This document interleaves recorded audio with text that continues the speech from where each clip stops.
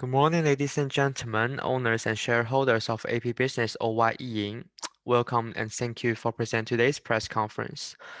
We will present to you AP Business operation status and financial performance during the financial year 2020.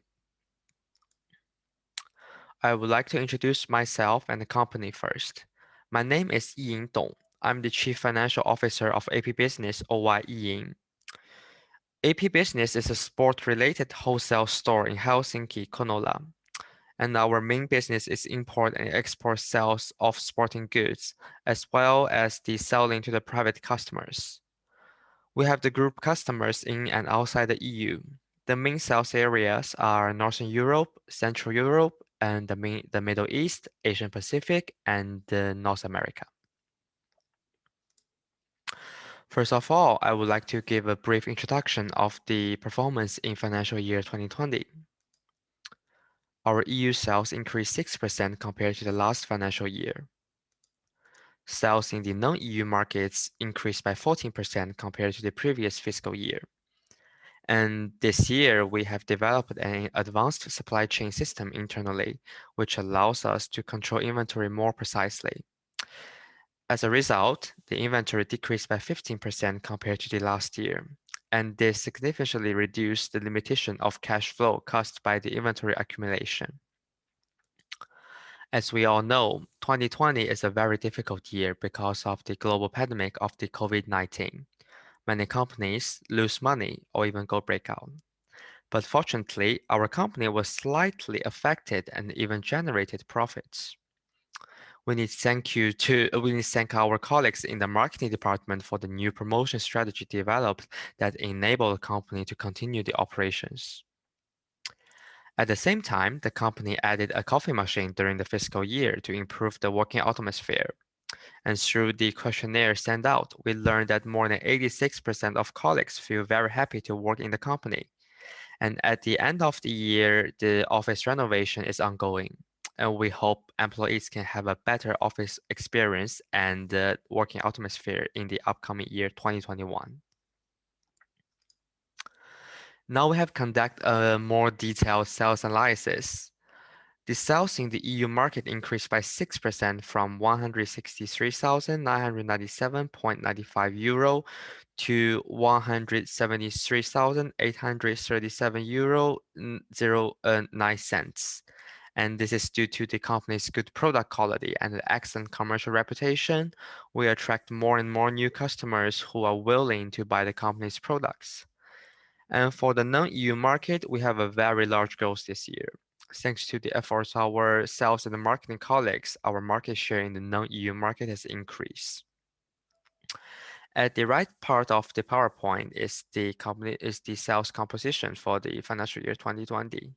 As you may see, at the present, our main revenues come from the EU market, which accounts for 93% of the total profit, and 7% of revenue comes from the market outside the EU. But we believe that this data will continue to grow in the future.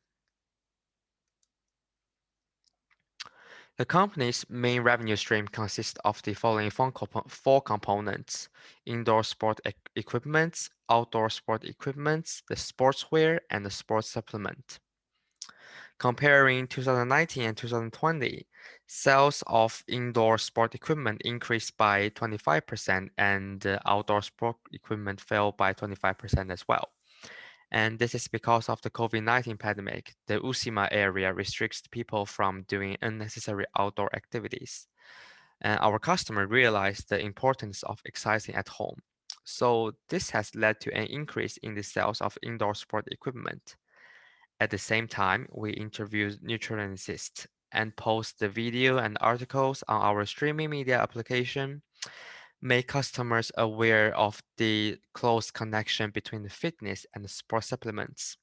This is why our sales of sports supplements have increased by 5%.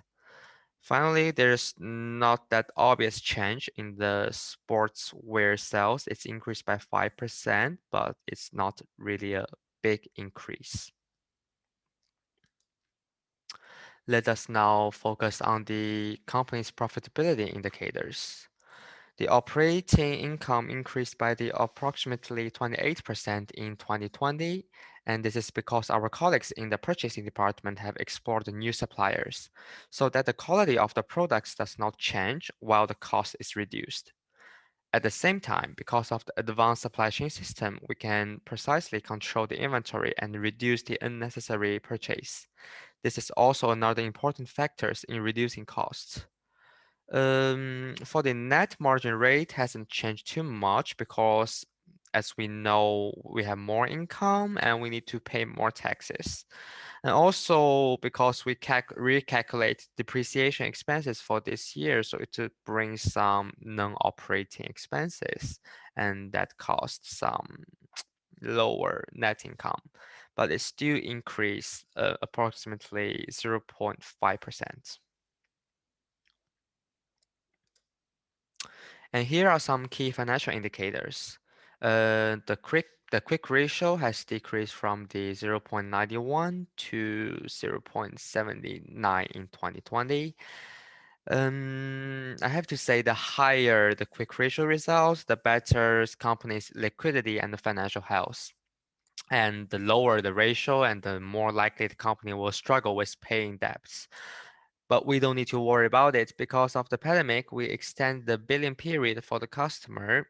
In the other hand, we have some accounts receivable that we haven't received yet.